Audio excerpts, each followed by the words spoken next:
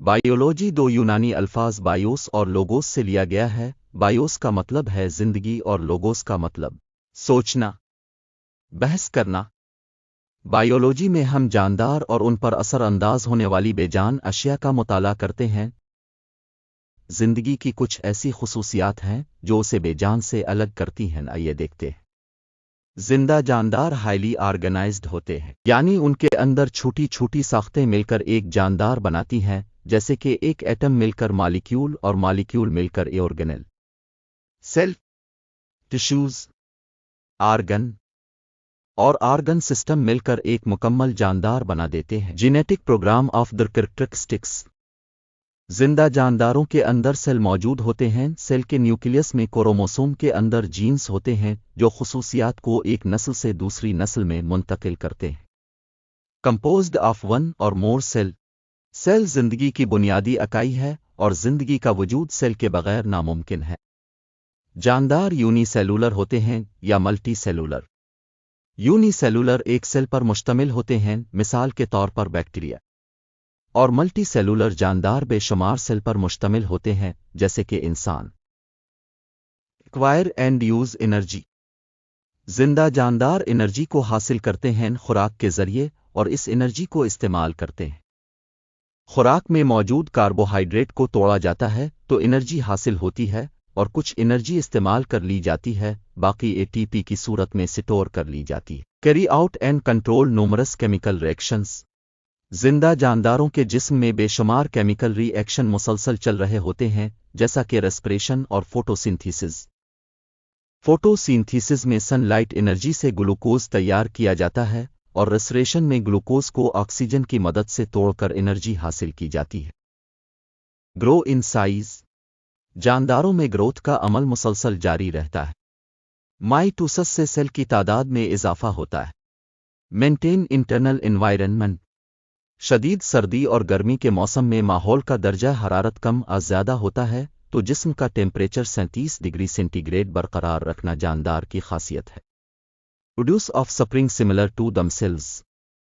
زندہ جاندار کی خاصیت ہے کہ اپنے جیسے نئے جاندار پیدا کر سکتے ہیں، یعنی اپنی نسل کو آگے بڑھا سکتے ہیں جیسے کہ انسان اور جانور۔ Response to change in environment. ماحول میں تبدیلی جیسا کہ سخت سردی کی صورت میں انسان کا گرم کپڑے استعمال کرنا، یہ ماحول میں تبدیلی کا رسپانس ہے۔ Field of specialization in biology. Physiology. Physiology کا تعلق جسم کے حصوں کے کام کرنے سے ہے، یعنی ان کے فنکشن کا مطالعہ کرنا، جیسے کہ معدے کا کام ڈائجسٹیو جوس خارج کرنا اور خوراک کو توڑنا ہے۔ ہسٹالوجی۔ اس برانچ میں ٹشوز کا مائکروسکوپ کی مدد سے مطالعہ کیا جاتا ہے، جیسے کہ معدے میں دو اقسام کے ٹشو موجود ہیں، گلینڈولر اور مسکولر ٹشوز۔ ایمبریولوجی۔ اس شاخ کا تعلق ایمبریو کی ڈیولپمنٹ سے ہے۔ ایگ سیل کی فرٹیلائزیشن سے زائگوٹ بنتا ہے، زائگوٹ کی نشوونما سے ایمبریو بنتا ہے اور ایمبریو ایک مکمل جاندار بناتا ہے۔ ایولیوشن۔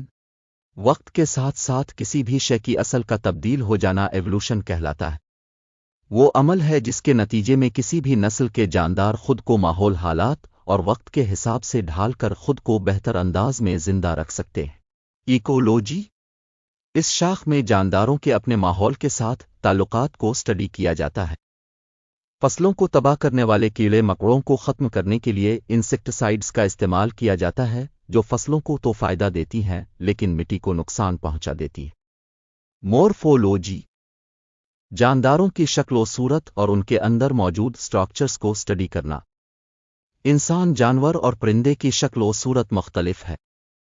انسان کے 2 بازو اور 2 ٹانگیں ہیں، جبکہ جانور میں 4 ٹانگیں، پرندوں کے 2 پر اور 2 ٹانگیں ہیں۔ پیلیونٹولوجی۔ اس کا تعلق فوسلز کے اسٹڈی سے ہے۔